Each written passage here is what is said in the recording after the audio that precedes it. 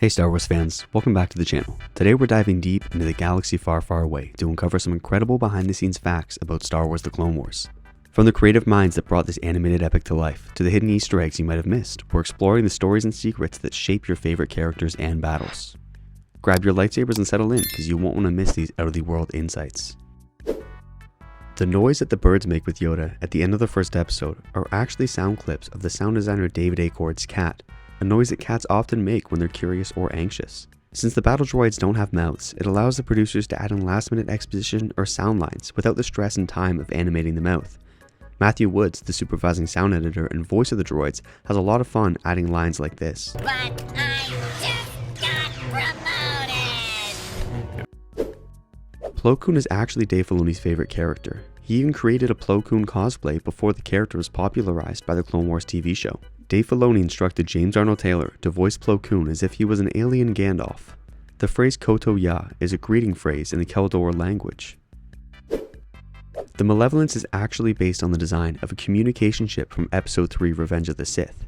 It was then combined with the styles of Rebel Mon Cala cruisers and the Rebel transport to get its design in line with classic Star Wars ships.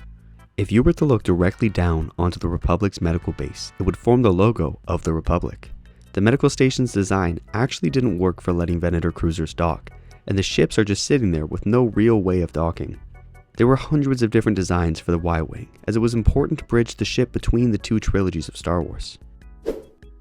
The train tunnels used inside the Malevolence are actually so big you could fit the ship itself inside the tunnels, so the production had to scale it down to be realistic that these tunnels could fit inside the Malevolence. The end of the episode, Destroy Malevolence, as Anakin and Ahsoka look into space from the hangar, is meant to mirror the ending of The Empire Strikes Back, as Luke and Leia look into space as well.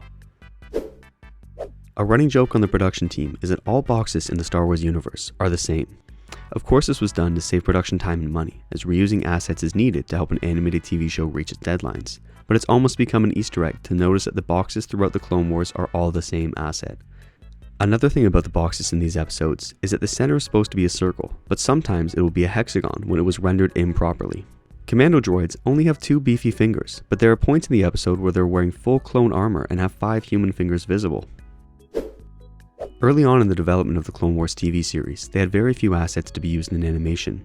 Having the ATTE assets made from the movie, to make things interesting, they decided to use the tanks in the ambush on General Grievous at the beginning of the episode. This episode explores Anakin's emotional attachment to his loved ones, and George Lucas himself refers to R2-D2 as the family dog. The ship used by Gundar is called the Vulture's Claw. The colors used and general design were based on a dump truck.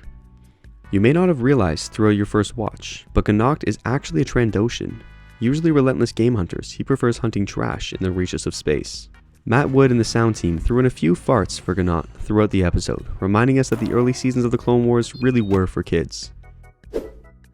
R3-S6, or Goldie, is black and gold because Dave Filoni and his brother are Pittsburgh Steelers fans. The original battle between R3 and R2 was 3 pages long. If only we got that masterpiece.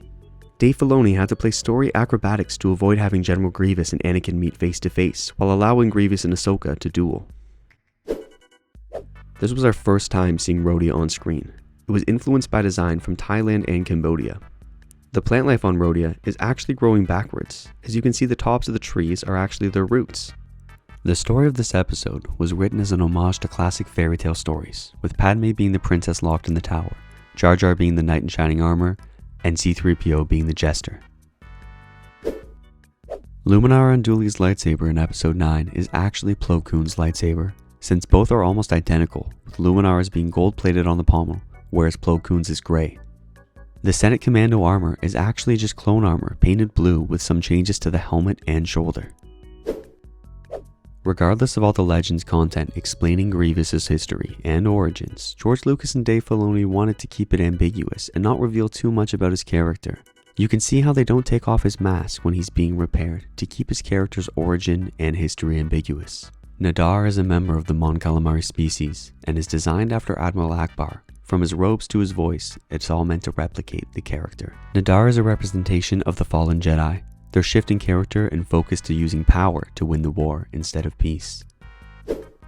Dave Filoni agrees that it was slightly unrealistic that Dooku was captured by pirates, however comparing it to Attack of the Clones, where the Jedi are defeated by sheer numbers. This was the first episode with heavy dialogue between Obi-Wan and Anakin, making reference to their banterous relationship in episode 2. This is the first on-screen appearance of a Gundar since it was referenced in The Empire Strikes Back, where after defeating the Wampa, Han said to Luke, "You look strong enough to pull the ears off a Gundar." The design from the Star Wars Monsters book was used as the main reference and inspiration for the Gundar we see in the show. The pirates of Hondo Ohnaka's crew are inspired by scallywag pirate movies from the 1940s. The ships that the pirates fly are direct references to classic depictions of UFOs, and the sound design is done with the theremin to replicate the cliché style of the 50s sci-fi movies. All of the pirates in the episode are the same character model, with slight outfit changes and a specific character element. Could a Weequay clone army rival the Republic's clone army? If you enjoyed today's video, please be sure to like and subscribe, and leave a comment if you want more content like this. See you in the next one.